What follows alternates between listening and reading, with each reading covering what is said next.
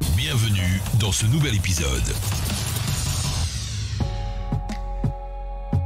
De l'info, du savoir-faire, des expériences, du partage, c'est le bar de l'économie tous les matins de 9h à 10h30.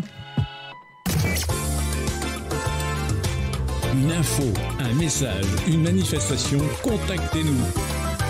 Bonjour à toutes, bonjour à tous, je suis ravie de vous retrouver pour une nouvelle édition du bar de l'économie et aujourd'hui je vais vous faire voyager dans un secteur que j'adore, c'est l'industrie, grâce à Vincent Martin, bonjour. Merci d'être avec nous ce matin au bar de l'économie. Alors vous êtes le patron de Castolin Euthétique. Alors évidemment, je ne suis pas sûre que tous nos auditeurs comprennent. Donc on va tout de suite présenter votre entreprise qui pourtant se retrouve partout dans nos maisons sans forcément qu'on le sache. Parce que vous êtes depuis 100 ans un spécialiste en plus de la soudure. Et ce qui nous réunit aujourd'hui, c'est la signature. Et c'est pour ça que je vous ai fait venir à ce micro.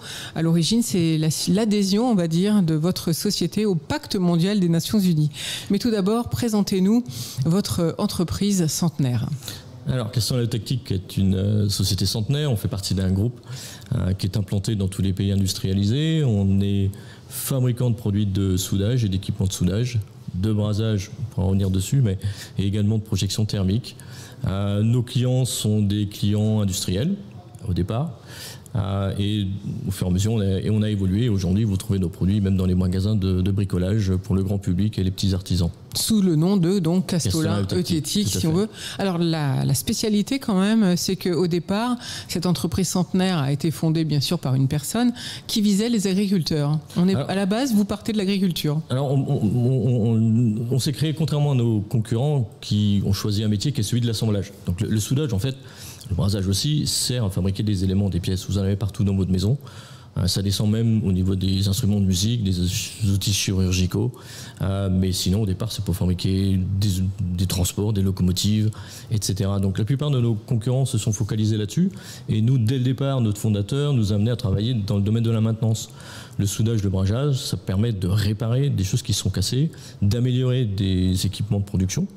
Alors, à la maison, c'est très simple, on va l'illustrer facilement. Quand vous posez une cuisine et que vous la faites changer, il faut changer la tuyauterie et vous avez un plombier qui intervient, qui fait les modifications de réseau nécessaires, comme quand vous changez votre chaudière, de la même façon. Alors, qu'est-ce qu'il installe comme produit qui vient de chez vous ? Il utilise nos produits, il utilise nos équipements pour assembler les tubes cuivre qui permettent d'aller de l'arrivée de gaz ou d'eau jusqu'à votre robinet et votre installation de chauffage. Donc vous, la jonction collée, ça vous énerve ? Non, oui, ça pas pour nous. Plastique collé, c'est pas bien pour l'environnement, c'est pas recyclable. Donc on préfère le tube cuivre, noble comme à l'époque. Et les artisans et les professionnels ont évolué. On utilise notamment dans les nouvelles constructions ces nouveaux procédés. Mais dans tout ce qui est rénovation, nos procédés sont beaucoup plus souples, beaucoup plus faciles à mettre en œuvre. On peut démarrer le matin, l'après-midi quand on veut. Donc on intervient vraiment dans le domaine de la maintenance et côté industriel de la même façon. On n'aide pas à construire de nouvelles usines. Par contre, tous les gros industriels à feu continu nous connaissent parce qu'on intervient auprès d'eux pour remettre en état une trémie, un concasseur, un broyeur, enfin tout ce qui a pu se détériorer pendant une campagne et qui nécessite, lors des périodes de maintenance, d'être rénové. Quand on est un industriel, quel que soit le secteur, on vous appelle et vous intervenez via un réseau, bien sûr ? Alors, il y a quelques années, on vendrait essentiellement des produits au département maintenance de ces entités. Vous savez que ces départements maintenance ont été réduits, puisque ce n'est pas le cœur de métier de nos clients. Au fur et à mesure, ils ont réduit, avec le départ à la retraite d'un certain nombre de leurs professionnels.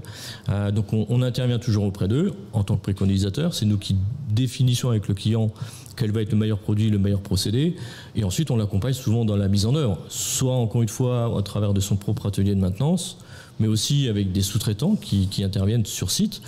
Et depuis 2007, on a lancé notre propre division d'application quand le client souhaite nous le confier directement. Donc c'est nous qui intervenons, soit dans nos ateliers, soit sur site. Voilà, donc ça c'est une petite nouveauté depuis 5 ans, 5-6 ans. Souder la fonte à basse température, c'est votre spécialité, c'est ça ? Ça fait partie de la genèse, oui. il y a un certain nombre d'alliages de métaux qui sont assez difficilement soudables et notre fondateur s'est attaché à trouver des solutions. La fonte faisait partie de ces rubriques-là. Aujourd'hui, c'est quelque chose de très naturel. L'aluminium est resté très longtemps un alliage ou un métal difficile à assembler et à souder. Et aujourd'hui, ça se traite en soudage ou en brasage assez facilement. Alors, quels sont les autres matériaux que vous utilisez dans ce domaine de la soudure ? Alors, dans nos alliages, on va trouver tous les alliages nobles. Alors, pour la partie brasage, on va trouver de l'argent, du cuivre, qui sont souvent à la base de ces alliages. Et puis, dans les produits de soudage, on va trouver du fer, bien évidemment, souvent comme matériau de base, mais du nickel, du chrome. On pourra revenir là-dessus. Le chrome n'est pas forcément en odeur de sainteté. Donc, il y a des alliages qui ont vécu dans nos alliages, des métaux, pardon, qui ont vécu dans nos alliages, qu'on est en train de remplacer pour les rendre moins nocifs. Oui, vous dites que pour la santé des soudeurs, finalement, avoir des fils de soudure sans chrome ni nickel, c'est mieux ? Oui, alors il y a le soudage, même si quand on regarde le poste de télé le soir à 20h et qu'on parle d'industrie, c'est souvent vous voyez souvent un soudeur. Ça reste quand même quelque chose qui a été assez longtemps décrié parce qu'on utilise tous ces métaux. Les métaux lourds, c'est pas bon pour la santé. Donc, il faut essayer de ne pas en ingérer, soit au travers des fumées, soit même au travers des poussières. Donc on s'est attaché depuis quelques années à proposer des solutions à nos clients, à des accompagnements, parce qu'il y a le port des EPI, mais il y a aussi l'installation, le poste de travail, sur lequel on a créé une division qu'on dit aspiration de fumée pour traiter ces fumées nocives. Donc on accompagne le client là-dessus, mais on travaille aussi sur les alliages eux-mêmes en essayant de supprimer et, au fur et à mesure les métaux les plus nocifs. Et pour la partie brasage, on a des réglementations européennes qui sont assez strictes à ce niveau-là.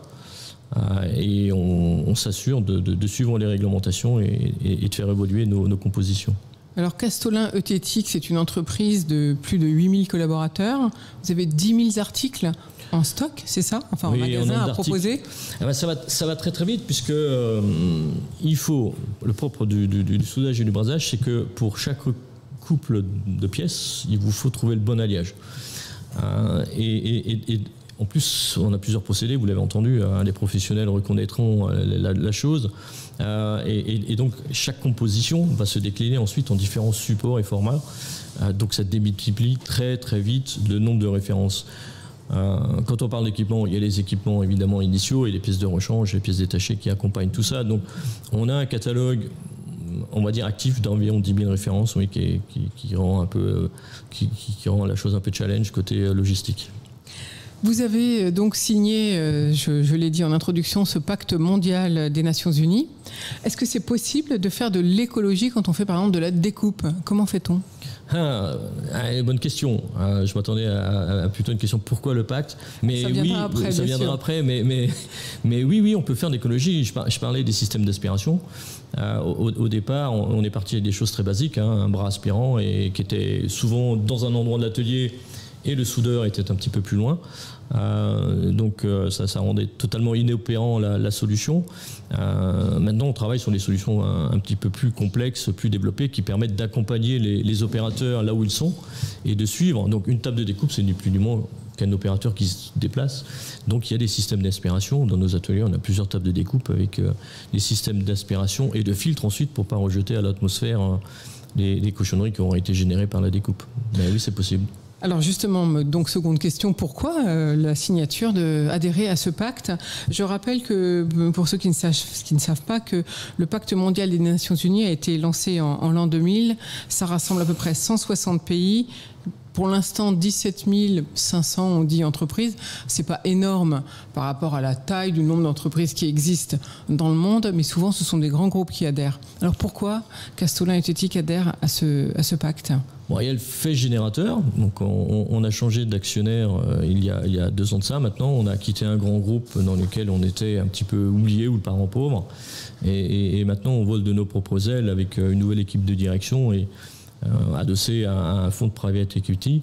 Donc ça nous a amené à réfléchir un petit peu à ce qu'on était, à ce qu'on voulait faire, comment on voulait nous se développer, nos actions des dernières années. Et c'est là où on s'est rendu compte toutes ces actions qu'on avait mis en place pour accompagner nos clients sur la protection des opérateurs, comment supprimer les fumées de soudage, changer les produits, lancer des nouveaux produits qui sont qui n'utilisent pas d'oxygène et d'acétylène, donc sans données fossiles. Et donc on s'était vu déjà dans ce domaine-là. Et la genèse du groupe, je le rappelle, c'est la maintenance. Donc permettre à nos clients de remettre en état des équipements et des process plutôt que de les jeter et de les remplacer. Et donc adhérer à ce pacte et mettre en valeur le développement durable, ça nous a semblé quelque chose de tout à fait naturel. C'est aussi pour convenir à la demande croissante des jeunes, en particulier des jeunes générations, de faire beaucoup plus attention à l'environnement, à respecter un peu plus... C'est vrai, c'est encore timide, mais quand on passe des entretiens d'embauche, on a des gens maintenant qui réagissent, notamment des jeunes femmes qui s'intéressent à l'index qui est publié sur notre site. Donc oui, ce sont des sujets qui deviennent maintenant récurrents dans les discussions avec les candidats.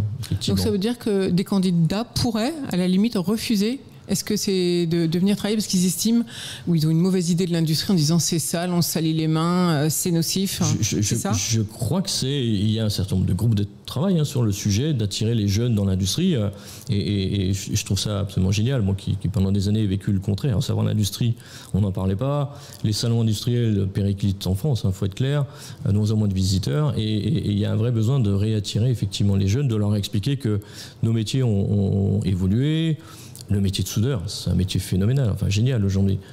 Il est reconnu. Ce sont des gens qui trouvent du boulot, peuvent évoluer en passant de soudeur à contremaître, etc. Et on gagne bien sa vie. Et on gagne bien sa vie. Ce sont des rémunérations qui sont intéressantes. Comparativement à tous les autres métiers manuels et d'opérateurs, le métier de soudeur est bien rémunéré. Et encore une fois, ça souffre pour le moment de cette histoire de nocivité, de fumée, etc., qui maintenant est traitée. Puis on a des organismes d'État aussi qui nous aident, tout ce qui est médecine du travail, inspection, etc., encourage les professionnels à s'équiper et donc on est aidé en cela, mais c'est vrai qu'il faut en parler et le faire savoir. Quels sont les métiers dans une entreprise comme la vôtre, les métiers techniques? Est-ce qu'on peut en parler? Alors, métiers techniques, vous avez forcément des hommes produits qui travaillent avec nos usines. On a à peu près une dizaine d'usines dans le monde. Donc, dans ces usines, il y a les centres de développement. En France, on a un centre de développement et un labo pour développer des nouvelles formules pour le métier qui nous concerne, le brasage. Mais nos hommes produits travaillent avec l'ensemble des usines. Et je pars de la partie production vers le client. Donc ça, c'est les premières personnes qui nous aident. Vous avez nos commerciaux qui sont appelés technico-commerciaux, qui ont un gros bagage technique. On ne recrute pas de commerciaux au sens diplômant, je veux dire. On part souvent de professionnels qui ont travaillé en entreprise, qui ont travaillé en atelier et qui ont fait évoluer vers le métier de la vente. Parce qu'on a vraiment besoin d'un gros bagage technique. Le soudage, c'est un métier empirique qui reste empirique. On fait en apprenant et donc tout au long de sa carrière, un de nos commerciaux, il est obligé d'apprendre les produits, les nouveautés qu'on lance, etc. Donc pour si un jeune nous écoute et veut être soudeur, il n'y a pas de formation type il y en a, mais ensuite... Ensuite, c'est comme tout métier manuel, finalement, il faut s'exercer. Voilà, et tout à fait. Et puis ensuite, dans l'entreprise dans laquelle il travaille, il va être amené à travailler sur des matériaux spécifiques à cette entreprise, avec des process. Et donc, il y a un apprentissage continu qui se fait. En fait, le soudage était très très bien mis en place par les compagnons. Cette notion d'apprentissage avec un maître d'apprentissage et un suivi très très long. Aujourd'hui, c'est plus difficile. Donc, on ne trouve plus de maître d'apprentissage ? Non, on ne trouve pas. Donc en fait, on prend des gens qui ont été, comme on dit, ébauchés dans quelques cursus qui existent de formation soudage. Mais après, il y a un gros travail en interne, à la fois pour nous, qui faisons la promotion de nos produits, mais aussi chez nos clients qui vont faire évoluer ces opérateurs à leurs besoins propres. Et c'est donc pour cela que vous avez signé ce fameux pacte des Nations Unies. C'est pour montrer que l'entreprise va vers des solutions beaucoup plus respectueuses de l'environnement. Oui, parce que, comme dit, on a... Et puis l'utilisation de matériaux recyclables. On a fait ce chemin, on a fait cette... C'est pas une révolution, c'était une révolution lente, mais on a fait ce chemin, on a fait ce travail à la fois sur les produits, un certain nombre de procédés, dès qu'on pouvait apporter des nouveautés qui étaient plus propres, plus vertes. Encore une fois, le deuxième partie, c'est vraiment l'accompagnement de nos clients dans le maintien, dans le développement durable. Donc le maintien en activité de process et d'équipement pour ne pas les remplacer. C'est d'autant plus intéressant aujourd'hui qu'il y a de fortes tensions sur un certain nombre de ces matériaux. On en entend parler. Le cuivre, on a volumes de cuivre disponibles sur le marché à l'année, donc il faut recycler, faut savoir recycler. Tous les métaux aujourd'hui sont tendus. Donc nos clients aujourd'hui ont besoin de maintenir en activité des process et ne peuvent pas se permettre de racheter des pointes de Caterpillar, etc. parce que c'est juste pas disponible sur le moment. Donc il faut les remettre en état à l'aide de nos produits. Alors pour trouver des matières premières, vous l'avez dit, les marchés sont en tension en ce moment. Comment faites-vous ? Nos usines travaillent beaucoup là aussi sur le recyclage. On récupère des matériaux d'autres industries qui génèrent des déchets. Donc vous développez un circuit de partenaires pour récupérer des matériaux, c'est ça ? On travaille bien évidemment avec les grands, pas les miniers en direct, mais les sociétés qui travaillent avec les mines et puis qui importent ces matériaux, les transformateurs, mais de plus en plus aussi avec les recycleurs qui mettent à disposition des métaux de recyclage. Alors, il faut faire très attention parce qu'on trouve un peu tout et n'importe quoi. Donc, on évite d'aller sourcer ça trop loin, en dehors des frontières européennes. Quand on reste dans l'Europe, ça va, c'est à peu près sous contrôle. Mais on travaille de plus en plus avec des recycleurs, oui, en imposant des spécifications et des qualités de produits. De matériaux pour arriver à trouver cette fameuse matière première, vu que les prix quelquefois ont été multipliés même par 6. Comme dit, en faisant énormément attention parce que toute impureté qui va se trouver dans le composant de départ, transformé, tréfilé, etc., vous le retrouvez dans le produit de soudage. Et pour le client, une impureté au départ, ça peut être une inclusion dans son bain de soudage et une inclusion dans l'assemblage et donc ensuite des problèmes de sécurité, de porosité, d'assemblage qui accepte la corrosion, etc. Alors qu'on veut éviter ces phénomènes-là. Alors on l'a dit tout à l'heure, Vincent Martin, vous êtes le patron, le directeur général de Castolin Euthétique, une entreprise mondialement installée finalement. Vous avez connu la vie de l'entreprise depuis un certain temps, qui au départ appartenait bien sûr à une personne privée, puis ensuite ça a été repris par un groupe, et maintenant ça appartient à ce qu'on appelle un fonds d'investissement.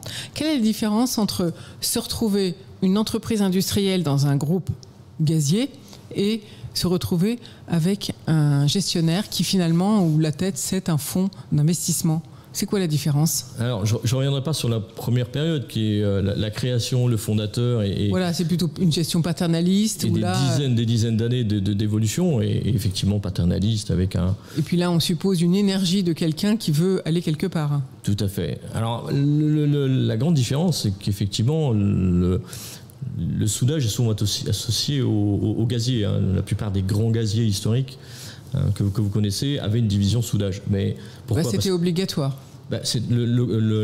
L'acétylène produit par ces gaziers était utilisé dans nos process. On arrive à le remplacer maintenant. Mais à l'origine, au siècle dernier, c'était une logique que d'utiliser l'acétylène dans les équipements de soudage et donc d'avoir une division soudage. Bon, ça, c'est un petit peu disparu. Alors, notre précédent actionnaire a eu cette ambition-là qui était de recréer, parce que aussi lui venait d'un groupe familial qui avait été complètement démantelé, il a souhaité recréer cet ensemble-là, gaz et soudage, et c'est comme ça qu'il a fait l'acquisition de Castolin Euthétique. Mais très honnêtement, on s'est très vite retrouvé le parent pauvre, avec les obligations de générer du cash pour financer les opérations de développement de la partie noble, on va dire. Là, depuis 2 ans... Et ça, c'est pas frustrant quand on est patron d'une entité? Parce qu'on s'en rend très vite compte, que quand vous présentez vos budgets à l'année, etc., on se rend très bien vite compte que les investissements que vous souhaitez faire, les présentations de développement que vous amenez sont écoutées de manière distraite, avec une oreille distraite. Il n'y a pas beaucoup d'échanges. Ça veut dire qu'on n'a pas de réponse au projet qu'on propose même? Oui, ou des réponses de courtoisie. Oui, c'est bien, on verra, commencer par, etc., etc. Donc on se rend très vite compte quand on est comme ça un petit pousset dans un grand ensemble que la division n'est pas là, et pas au centre des préoccupations de l'actionnaire principal. Donc oui, effectivement, il y a 2 ans, on a été racheté à ce grand groupe par un fonds allemand, un private equity, et là ça change la donne parce que c'est un fonds qui est spécialisé dans la reprise de divisions ou de sociétés industrielles avec une véritable ambition de développement organique. Donc on travaille beaucoup en interne sur quels sont nos clients, quels sont les clients qu'on veut travailler, mais aussi on commence après 1 an et demi, 2 ans dans lequel il y a une petite année 2020 difficile. Donc, oui, il y a la période pandémie, vous voulez dire.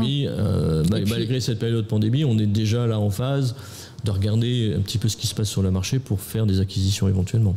Et développer des nouveaux projets, c'est possible avec un fonds d'investissement ? Oui, c'est possible. Il y a, je ne vais pas rentrer dans leur besoin, leur envie qui est d'utiliser les fonds qu'ils arrivent à collecter. Ça, c'est leur partie, mais il y a effectivement des fonds disponibles.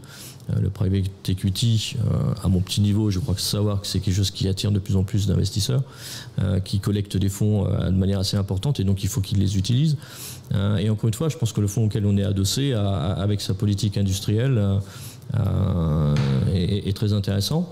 Et donc voilà, il nous encourage déjà, à peine soignés de la pandémie, à trouver des cibles d'acquisition et à développer des nouveaux marchés. Ça veut dire qu'au départ, quand il y a un rachat comme ça, on se regarde des deux côtés finalement. Tout à fait. Parce que vous, l'équipe dirigeante, puisque vous êtes à peu près 5 ou 6 patrons pour diriger l'ensemble du monde, j'allais dire, pour Castolin Euthétique, vous êtes tous solidaires face à un groupe d'investissement financier au départ qui arrive. Oui, tout à fait. Ça a été un peu ça. Oui, alors, ce qui est intéressant, c'est que l'équipe de direction régionale, donc on a 6 régions pour piloter le monde, donc les 6 directeurs de région, on a été au cœur du processus de cession au départ, donc on a été impliqués très très tôt. Ça nous a permis de rencontrer les candidats aux côtés du DG et du directeur financier de l'époque. Donc ça, c'était très intéressant parce que ça nous a permis de nous préparer aussi en interne. On a déjà travaillé des sujets comme les acquisitions. On savait très bien que ce sujet allait arriver très rapidement. Donc, y compris pendant la phase de cession, on a déjà travaillé sur des sujets de développement. Et donc, une fois la transaction faite, oui, on a revu et rencontré nos nouveaux actionnaires très fréquemment.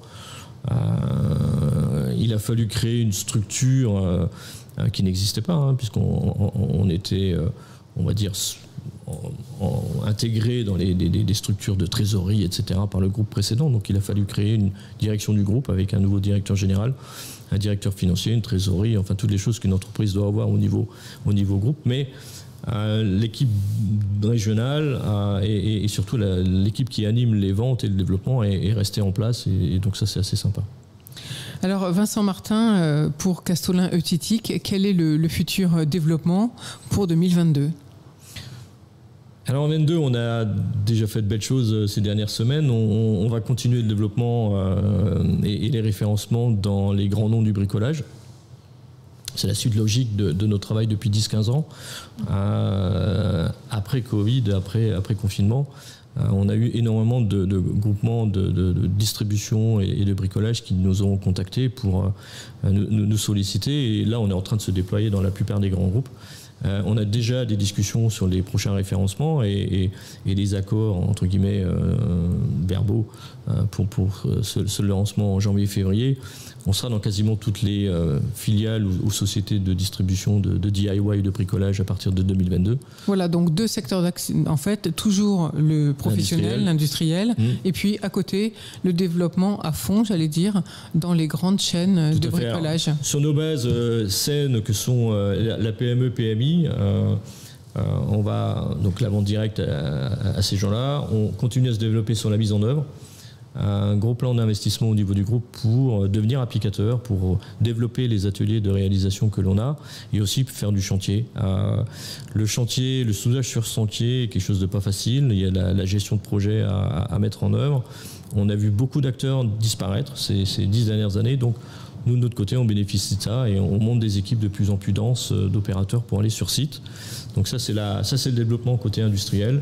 Et côté je dirais artisans, etc. Donc à partir de nos très bases solides de plombiers, d'installateurs froids, on se développe vers le bricolage. Ce sont les 2 axes de développement. Alors Vincent Martin, vous l'avez dit tout à l'heure, il y a rupture de certains matériaux où c'est difficile de les trouver, les matières premières, parce qu'en plus elles coûtent très cher.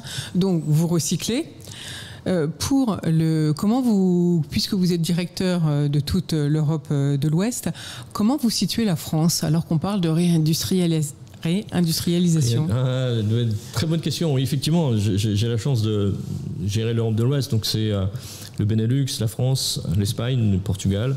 On couvre aussi l'Afrique francophone, bien évidemment, très logiquement. L'Afrique, très très difficile. On voit qu'ils sont dans une très mauvaise passe et on a même du mal à voyager.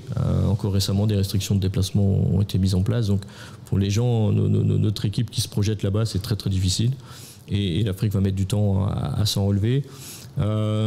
Iberia commence à voir le monde de la construction, donc appartements, maisons, etc., redécoller. Ça reste difficile pour eux. Je trouve que le Benelux a une densité industrielle qui est restée très riche, plus riche que la nôtre en France. Vous allez en Belgique, vous allez en Hollande, vous avez des grandes unités.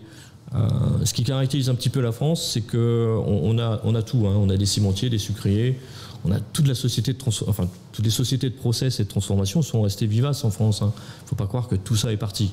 Il y a un métier qui est proche du nôtre qui avait quasiment disparu, c'était la fonderie. Et toutes les grandes fonderies ont fermé, sont parties en Europe de l'Est, en Scandinavie aujourd'hui, mais il reste encore un certain nombre de fonderies. Je crois qu'on a encore entendu parler de fonderies de Bretagne, etc., qui fermaient récemment.